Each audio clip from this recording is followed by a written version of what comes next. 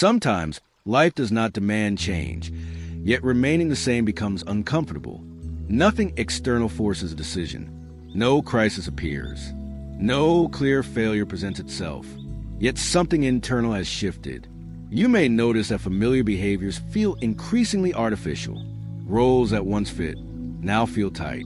Ways of thinking that once organized your life feel insufficient. This discomfort is subtle. It does not arrive as pain. It arrives as misfit. Carl Jung understood this experience not as dissatisfaction, but as a signal of psychological growth. He observed that the psyche periodically outgrows its own structures. When this happens, the old form does not collapse immediately. It lingers, and it is in that lingering that tension arises. The old version of yourself still functions. You can still perform, still respond, still move through life. But the effort required to maintain that version increases. What once felt natural now feels staged. This is the beginning of outgrowing. Outgrowing does not start with rejection. It starts with incongruence. Your internal orientation no longer matches the external form you inhabit. This mismatch is rarely dramatic. It appears in small ways. You hesitate before responding where you once reacted automatically. You question habits that once felt obvious. You feel fatigue around situations that once energized you. These are not signs of regression. They are signs of expansion. Jung described psychological development as a series of deaths and renewals, not literal deaths, but the gradual shedding of outdated psychic forms. Each form serves a purpose. Each eventually becomes too small. When that happens, the psyche does not destroy the old form immediately. It loosens it. This loosening creates ambiguity. You are no longer fully identified with who you were, but you are not yet inhabiting who you are becoming. This in-between state is uncomfortable. It lacks definition. And because it lacks definition, it is often misinterpreted. People may describe this phase as feeling lost, unmotivated, disconnected, but loss implies absence. What is happening here is transition. The psyche is withdrawing energy from the old identity. Not all at once. Gradually. This withdrawal feels like a decline in interest, not because life has become empty, because the old form can no longer contain the energy available. Energy seeks expression. When the structure cannot support it, tension builds. This tension is not anxiety. It is pressure from expansion. Think of it as psychological growth exceeding its container. The container does not shatter. It becomes restrictive. This restriction is felt as irritation, restlessness, or quiet dissatisfaction. The ego often responds by trying to reinforce the old structure. It doubles down on familiar patterns, attempts to recommit, tries to recover the old sense of alignment. But these attempts rarely succeed for long, because the issue is not commitment. It is capacity.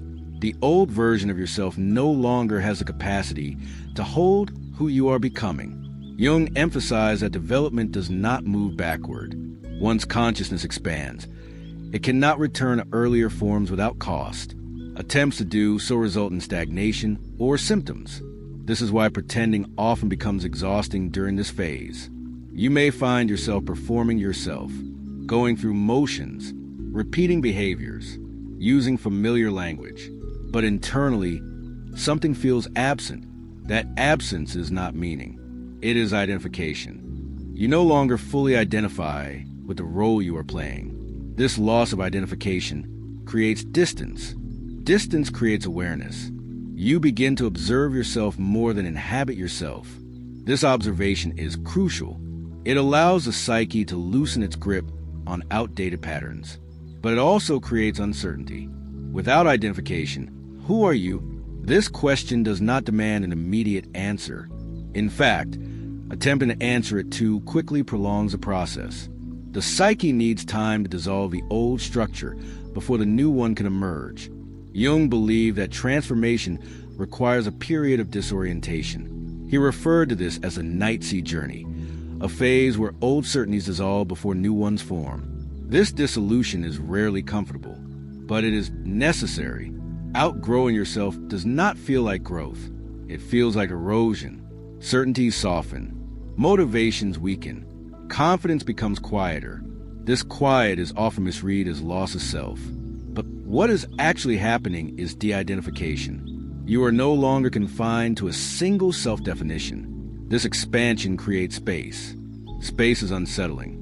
The ego prefers definition. Definition provides stability, but stability based on outdated forms becomes restrictive.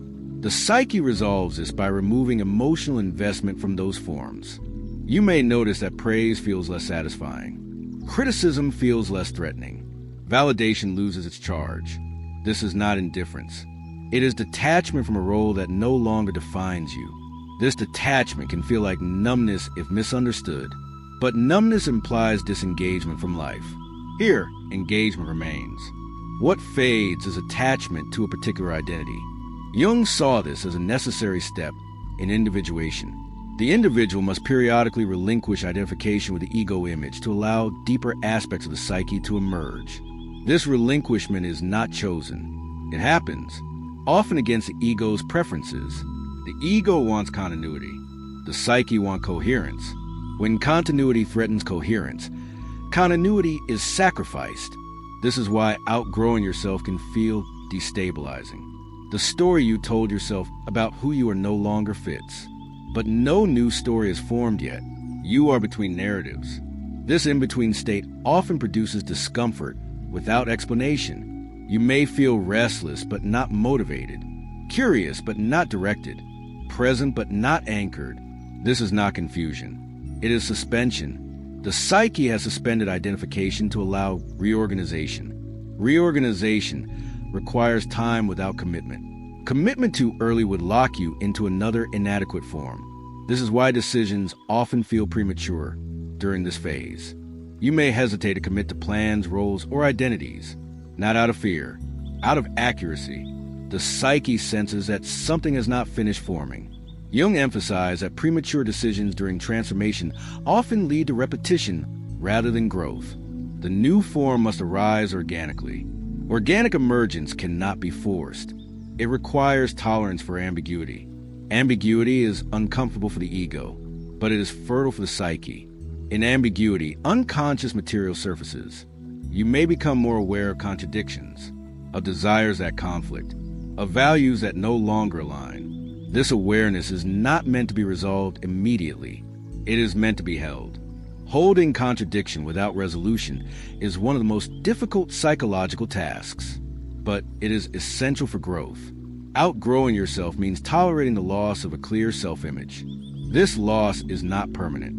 It is transitional, but it can feel threatening. Identity provides orientation. Without it, direction feels unclear.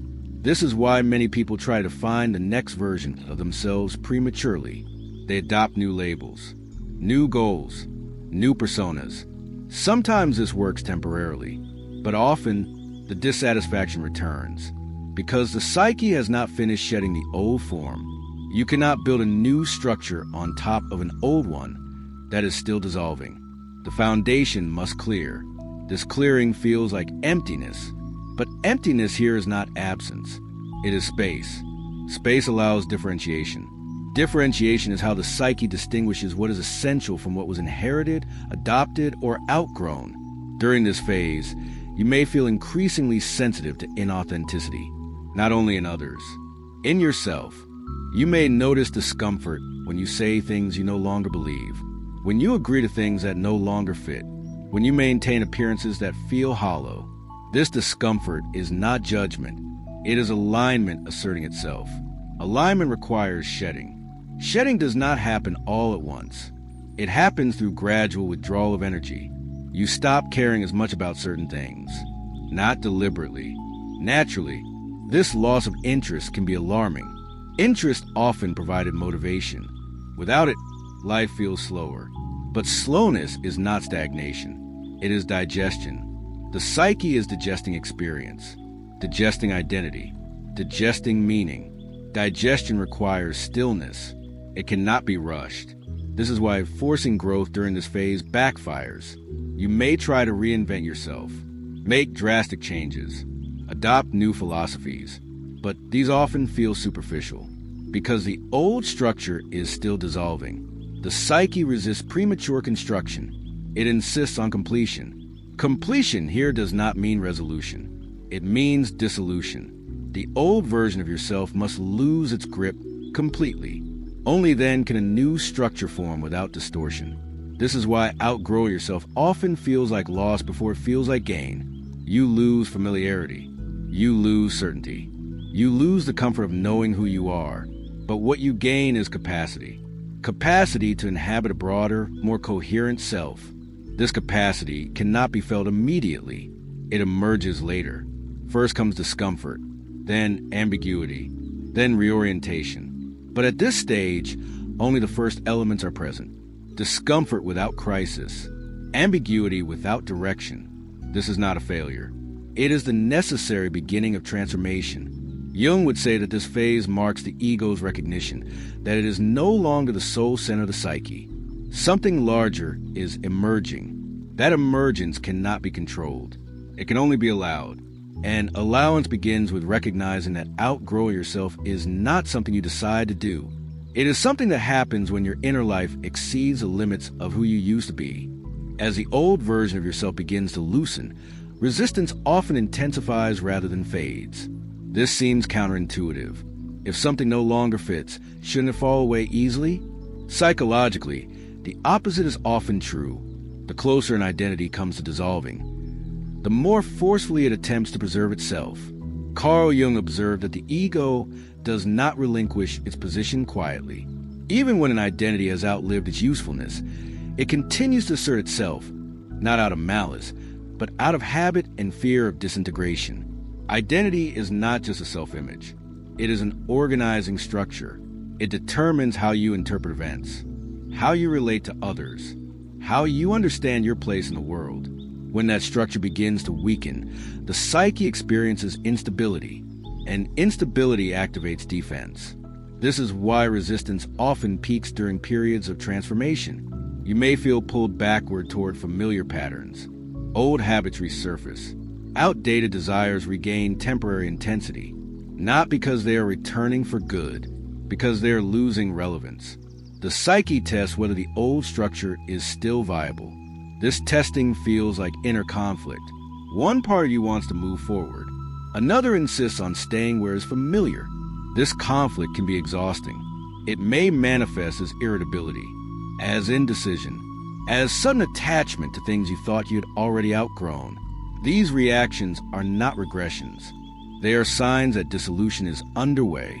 Jung described this phenomenon as the ego's resistance to individuation. Individuation requires the ego to relinquish its centrality and allow a broader psychic structure to emerge.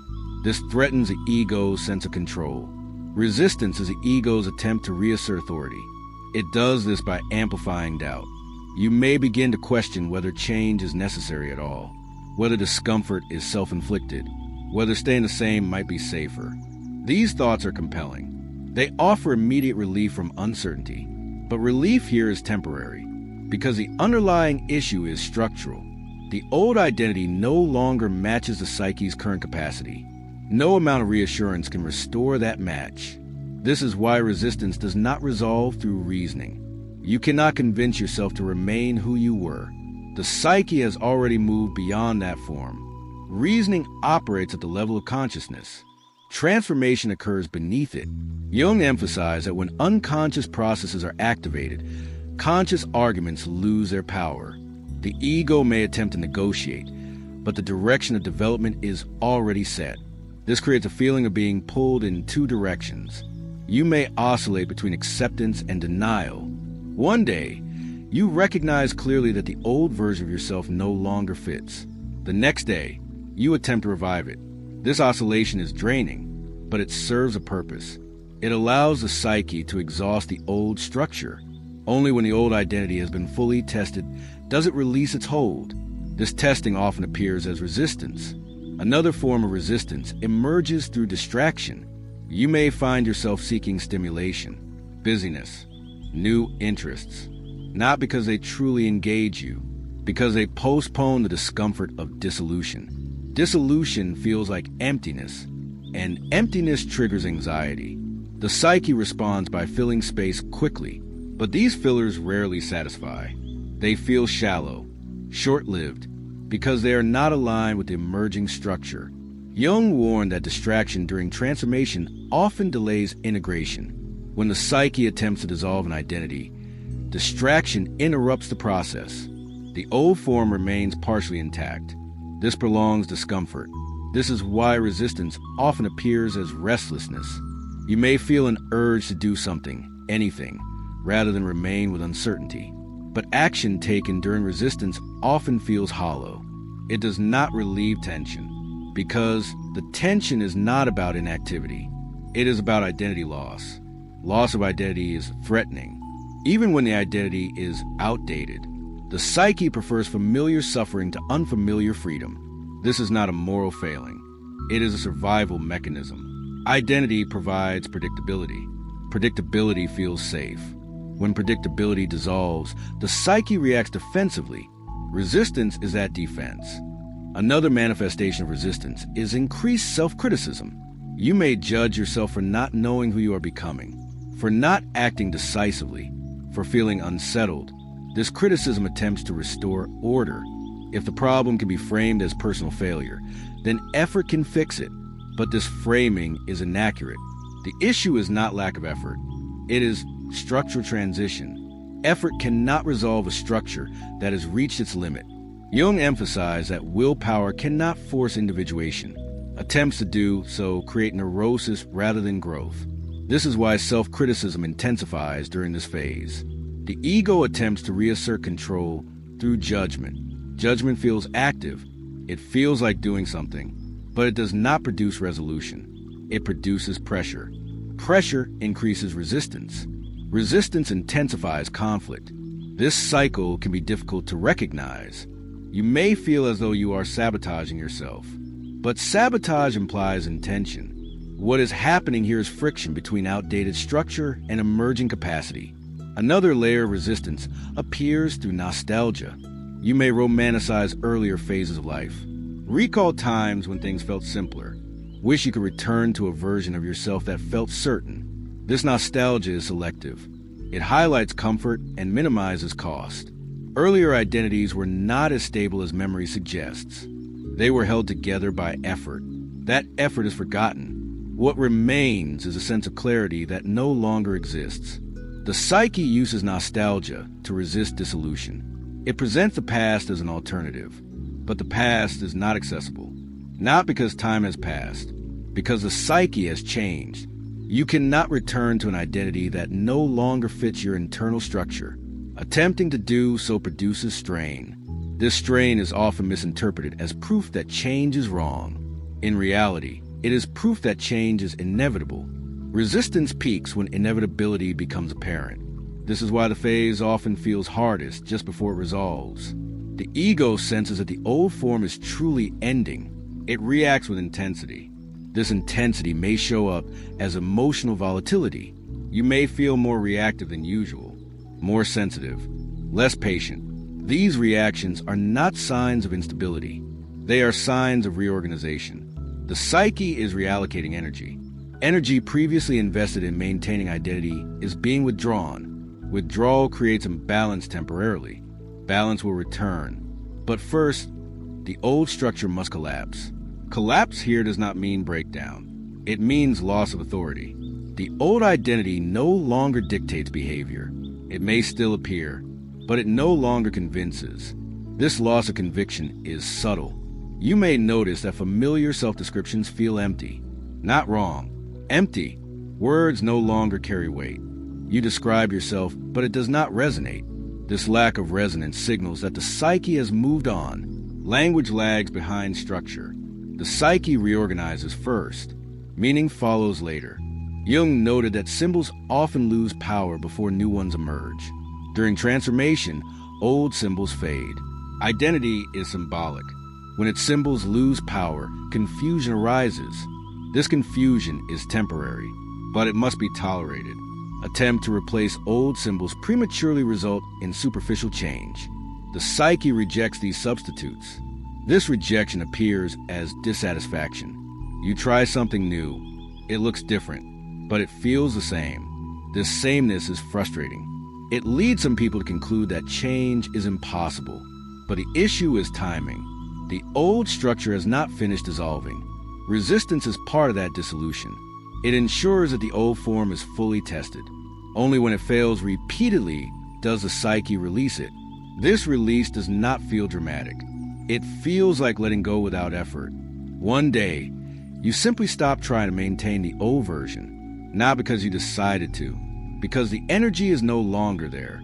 Before that moment, resistance dominates.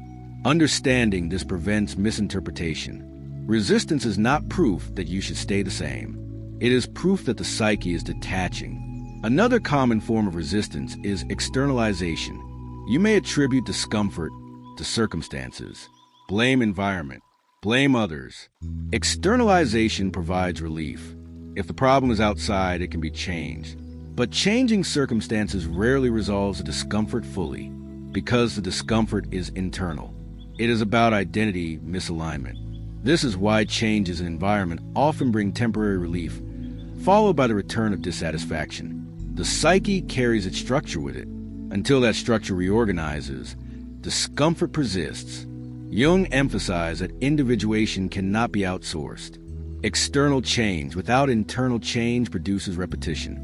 Resistance attempts to avoid internal change by focusing outward. This avoidance prolongs a phase, but avoidance cannot prevent it. The psyche will continue withdrawing energy from the old identity. Resistance only determines how long the process feels uncomfortable. This is not something to be corrected. It is something to be recognized. Resistance marks the midpoint of transformation. The old identity is weakening. The new one has not formed. You are between structures. This in-between state is inherently unstable. Stability will return, but not until dissolution completes. Jung described this phase as a liminal state, a threshold between forms. Thresholds are uncomfortable because they lack definition, but they are also where change occurs. Nothing new emerges without passing through instability.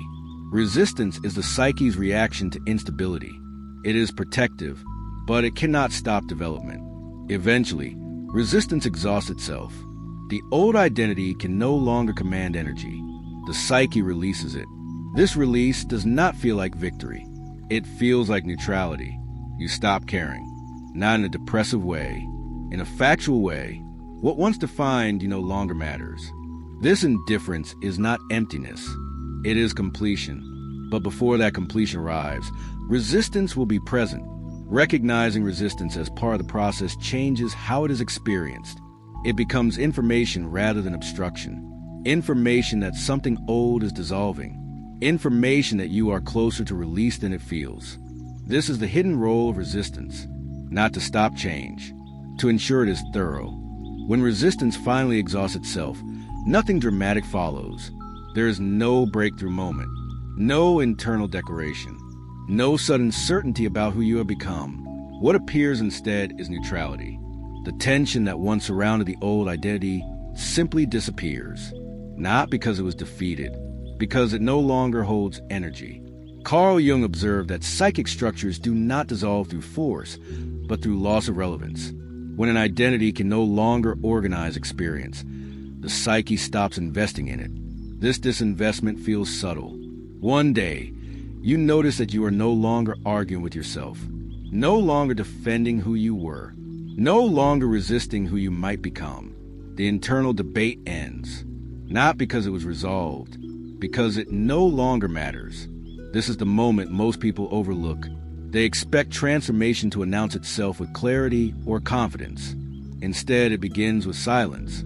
The silence of no longer needing to maintain a position. Earlier, the old identity required effort. It had to be reinforced, explained, protected. Now that effort stops, not intentionally. Naturally, the psyche simply redirects its energy elsewhere. This redirection is the beginning of a new identity. But the new identity does not arrive as a concept. It arrives as a way of responding. You notice that you respond differently to situations without deciding to. You react less defensively. You hesitate less in some areas and more in others. You disengage where you once pushed. These changes are not strategic. They are spontaneous. Jung believed that the self expresses itself through patterns of behavior long before it becomes conscious. The ego recognizes a new identity only after it has already begun to operate. This is why the early phase of the new identity feels undefined. You may struggle to describe who you are now. Old descriptions feel inaccurate. New ones feel premature. This lack of language can be unsettling, but it is appropriate. The psyche forms structure before symbol. Language comes later. First, there's alignment. Alignment does not feel exciting. It feels ordinary. You begin to live from a slightly different center. This center does not demand attention. It does not need validation. It simply organizes behavior more efficiently. Earlier, effort was required to maintain consistency. Now, consistency emerges on its own. You may notice that you are less reactive, not because you are suppressing emotion, because fewer things trigger internal conflict. Conflict was tied to the old identity. As that identity dissolves, its triggers lose power. This creates emotional quiet, not numbness. Quiet. Quiet allows perception. You begin to notice subtleties you previously ignored, not because you are trying to be mindful, because your attention is no longer consumed by self-maintenance. The old identity required constant monitoring. Am I being seen correctly? Am I meeting expectations? Am I staying aligned with who I think I should be? These questions fade. Without them, attention frees itself. This freed attention turns outward naturally. You engage more fully with what is in front of you, not because you are more motivated, because you are less distracted. This engagement is one of the earliest signs of the new identity taking shape. You are present without effort. Presence was difficult earlier because the ego was busy defending itself. Now that defense has ended. The psyche feels safe enough to remain where it is. Jung described this safety as the ego's trust in the self. When trust is established, vigilance relaxes. Relaxation here is not laziness. It is efficiency. Energy is no longer wasted on self-protection. It becomes available for living. Living here does not mean chasing fulfillment. It means responding accurately. Accuracy becomes a defining feature of this phase. You say yes where it fits. You say no where it does not, without overthinking. This does not mean decisions are easy. It means they are less conflicted. Earlier, decisions carried identity weight. Choosing felt like defining yourself. Now, choices are simply choices. They do not threaten who you are, because who you are is no longer fragile. The new identity is not constructed. It is stabilized. Stabilization is quieter than construction, but it is more durable. This durability changes how life is experienced over time. Earlier, motivation surged and collapsed. Now, energy remains steady, not intense. Steady. Steadiness supports continuity. You're no longer starting over repeatedly. You are continuing from a stable position. This continuity is often mistaken for stagnation, but stagnation implies lack of movement. Here, movement exists. It is simply unremarkable. You do what needs to be done. You disengage from what is not. Life feels less like a project and more like a process. This process does not need constant interpretation. You stop asking what everything means. Meaning no longer needs to be extracted. It is embedded in coherence. Coherence is felt rather than understood. Jung believed that meaning emerges naturally when the psyche is aligned. It does not need to be pursued. This is why the new identity does not arrive with grand insight. Insight belongs to earlier phases. Here, there is recognition. Recognition that something has settled. You may notice that you no longer feel compelled to explain yourself. Earlier, explanation served to stabilize identity. Now, identity does not require explanation. You are comfortable being partially misunderstood, not because you do not care, because understanding from others is no longer essential for self-coherence. This reduces social tension. You interact more simply, without managing impressions. This simplicity can feel strange at first. You may wonder if you have become detached, but detachment implies withdrawal. What has actually happened is grounding. You are grounded in yourself. Grounding reduces reactivity. Reactivity was fueled by insecurity. Without insecurity, reactions soften. This does not make you passive. It makes you precise. Precision is the hallmark of the new identity. You waste less energy. You speak when necessary. You act when appropriate. You rest without guilt. Guilt belonged to the old identity. It enforced performance. Now, performance is no longer required. This does not mean you stop contributing. It means contribution is no longer driven by self-definition. You do what fits your capacity. Capacity has expanded through integration. Earlier, capacity was limited by internal conflict. Now, conflict is reduced. Capacity increases naturally. This increased capacity is not immediately noticeable. It reveals itself over time. Through resilience, you handle situations without being overwhelmed. Not because situations are easier, because you are more contained. Containment is the ability to hold experience without fragmentation. Jung considered containment essential for maturity. Without it, experience overwhelms. With it, experience deepens. This deepening changes how challenges are faced. Challenges no longer feel like threats to identity. They feel like conditions to respond to. Response replaces reaction. Reaction belonged to the old identity. Response belongs to the new. Response is slower, but more accurate. It does not rush. It does not dramatize. It considers. This consideration is not hesitation. It is attunement. You are attuned to yourself now. This attunement guides behavior, not rules, not goals. Attunement. You sense when something is aligned and when it is not. This sensing is not mystical. It is experiential. You have lived through the dissolution. You have felt what is not fit. Now, you recognize fit immediately. This recognition simplifies life. Simplification is another sign of the new identity. You need less validation, less certainty, less explanation. Not because you have everything, because you are no longer trying to complete yourself. Completion is not a destination. It is a state of coherence.